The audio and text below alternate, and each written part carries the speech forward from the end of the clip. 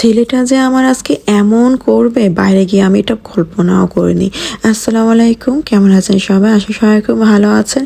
যেহেতু আমার বাবু খুবই একটা শান্ত ছেলে বলতে গেলে, মানে ও আমার সাথে সব সময় মানে মিলে থাকে।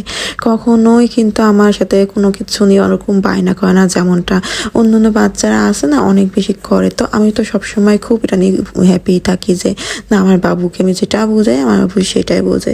তো যাই হোক, আমরা যার জন্য যাচ্ছিলাম আর যার জন্য এত কথা আর কি। তো আমরা যাচ্ছিলাম শপিং করতে, তো আমাদের গাড়িও চলে আসছে, ওর বাবার গাড়িটা পাঠায় দিচ্ছে যে। তো আমরা উঠে পড়লাম। এখন যেহেতু শপিং করব, বাবুর জন্য করব, নিজের জন্য করার জন্য আসলে যাওয়া। আর বাবুরটা তো আগে করেই ফেলছিলাম, তারপরও কিছু যা যা লাগে। তো ছেলে আজকে প্রথম বায়নায় ছিল ঘড়ি, মানে ও এটা ঘড়ি দেখে ঢুকেই ও ঘড়ি কিনবে। অন্য কখনোই এমন করে না, আজকে কি জানে হলো আমার ছেলেটার। তো প্রথমেই যে ওকে একটা ঘড়ি কিনে দিলাম, ব্যাস। তারপরে ওকে নিয়ে উপরে গেলাম, কিন্তু উপর থেকে ও আমাকে আবার নিচে নামালো। কারণ হচ্ছে আমি এখান থেকে যখন উপরে উঠলাম তখন ওর জন্য আমি আইসক্রিম না কিনে উপরে চলে গেছি, সেটা আমার ছেলে আবার খেয়াল করছে। কারণ প্রতিবার আমি আইসক্রিম একটা হাতে দিয়ে দিই, ওইটা ও তো খায় না, মানে আমি আর ও মিলেই খাই আর কি। তো আজকে কেন আমি ওকে আইসক্রিম না কিনে দিয়ে উপরে চলে গেলাম, তো তার জন্য ছেলে আমার প্রতি রাগ আর কি। তো ব্যাস আইসক্রিমটা কিনে দেওয়ার পর বললাম, বাবা টেস্ট কেমন? বললো খুব টেস্ট, মানে টেস্ট করে খুব বললো। ব্যাস আমরা তারপরে আবার চলে গেলাম উপরে। এখন আমার ছেলে কি একদম আমাকে আদর করা শুরু করছে, মানে আমার গলার পিছনে ঘাট ধরে ও মানে আমার কোলে হাঁটবে।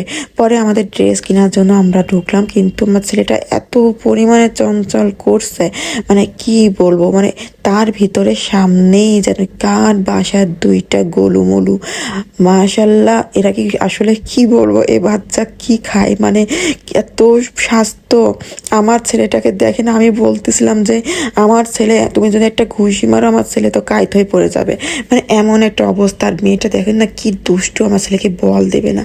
ব্যাস এই বলটা দেখে তো আমার জানে জিদ উঠে গেছে, কি আমাকে বল দিবে না, মানে একটা মেয়ে হয়ে তুমি আমার একটা ছেলের সাথে এরকম করতে কীভাবে পারো। তো এ হচ্ছে ইগোতে লাগলো আর কি। পরে আবার আমার কাছে চলে আসলো ছুটে, যে মা আমাকে বল দেয় না, এরকম একটা অবস্থা। পরে আবার ওকে বল কিনতে আমরা চলে আসলাম নিচে।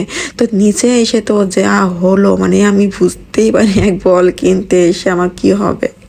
তো আমার তো সব শপিং করা শেষ হয়ে গেছিলো, আর ওর বাবাও অনেক ফোন দিচ্ছিল কখন জানি বাসায় যায় আমরা।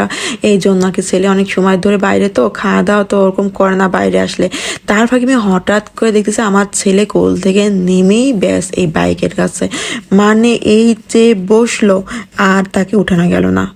আমি তাকে এত করে বুঝাচ্ছি যে বাবা আসুক, বাবা এসে তোমাকে বড় শোরুম থেকে কিনে দেবে, এখানেও বড় শোরুম, তারপরও বাবার সাথে গেলে পরে বাবা আরো ভালো দেখে কিনে দেবে।